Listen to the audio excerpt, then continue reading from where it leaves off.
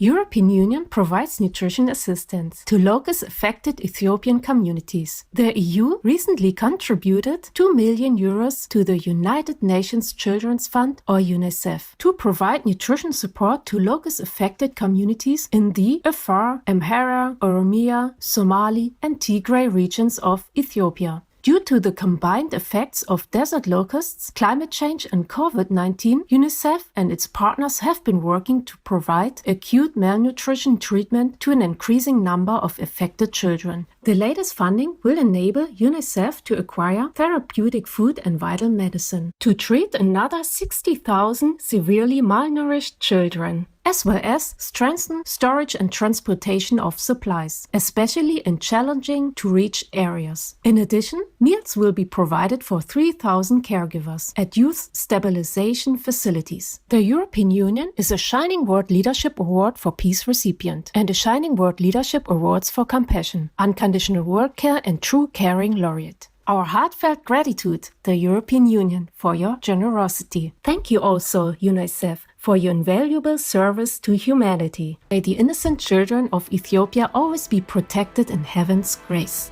Astronomers compile list of potential planets that may have inhabitants who can see us. Astronomers Dr. Lisa Kaltenegger from Cornell University and Dr. Joshua Pepper of Lehigh University, both in the United States, have compiled a list of stars that are within 300 light years from Earth that may contain habitable exoplanets or planets beyond our solar system that have a view of Earth and may harbor life that is watching us. The study was published in the monthly notices of the Royal Astronomical Society, and the scientists also highlight that their research can be used by the Search for Extraterrestrial Intelligence, or SETI, breakthrough listen initiative that is also looking at the same part of the sky. Fascinating news, Dr. Lisa Kaltenegger and Dr. Joshua Pepper, on your list of potentially life-filled neighboring planets. May we soon make contact with our friendly celestial neighbors as we join the universal family of beings in peace. Cultivating vegetables in seawater could help feed the world. Salt usually inhibits plant growth, but a group of plants called halophytes thrive in saline conditions. Scientists and entrepreneurs believe the seawater vegetables could play an important role in feeding the world's population, as climate change causes rising sea levels and droughts, affecting arable land. At Brigham Young University in the United States, a team of researchers isolated bacteria that help saline-loving plants thrive and used them to inoculate alfalfa seeds, which then grew into robust plants with longer shoots and roots than untreated plants. The Salt Farm Foundation in the Netherlands grows varieties of potatoes, cabbages, and other crops in saline conditions. In Scotland, the startup company Seawater Solutions has turned to growing novel sea vegetables such as samphire and sea aster, which are popular at the supermarket. What great ideas! Our appreciation to all involved in this important work that helps create plenty for all on our planet in divine abundance.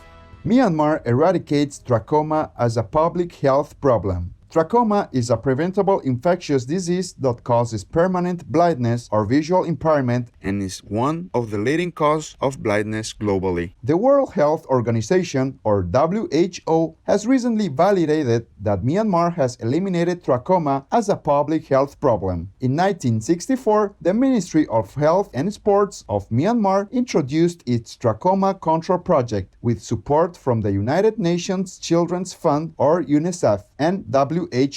Interventions included improved access to clean water, sanitation and hygiene, topical antibiotic treatment, and surgery, as well as education on how to decrease disease transmission. The government of Myanmar is committed to continue implementing eye care interventions as part of their Myanmar Health Vision 2030 strategy, with improving the country's universal health coverage as its goal. Congratulations, the government of Myanmar! In God's everlasting care, may the health of all citizens be forever safeguarded.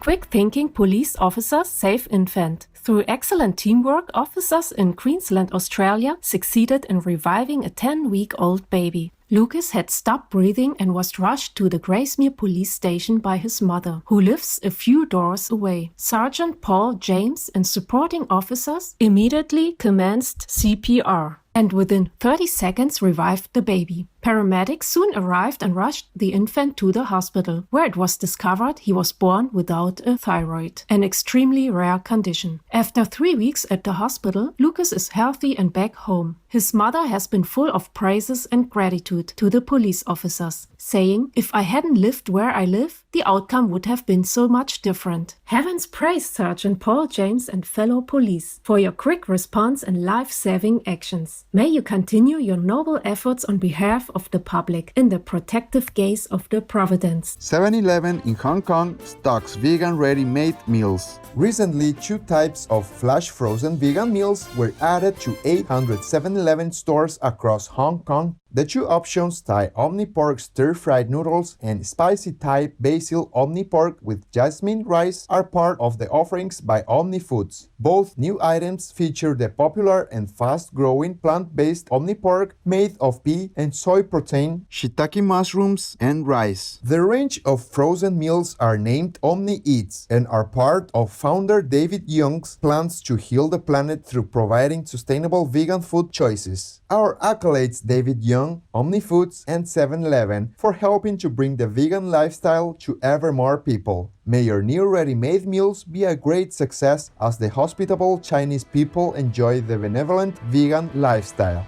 Animal Sanctuary in the United States provides forever home to sweet residents. In 2019, Charlene DeMaria and her partner Jace Brewer opened Funny Farm Animal Sanctuary in Blackfoot, Idaho, United States, to care for animals who were abused or neglected. The 1.6-acre non-profit sanctuary is currently home to over 40 animals, including cats, dogs, potbelly pigs, hogs, roosters, goats, a sheep, and a steer. Charlene has always loved animals and decided to rescue them after spending 5 years living in an RV with Jace and 5 dogs. She became vegan after watching the documentary Earthlings and learned of the harmful effects of animal livestock raising. The compassionate woman said, "We don't need meat to survive. There are so many more sources of energy and protein we can get from plants." A big thanks, Charlene DeMaria, Jace Brewer, and Funny Farm Animal Sanctuary for saving so many of our delightful animal co-inhabitants. May more people make the connection and turn to the benevolent vegan lifestyle. In heaven's comforting love.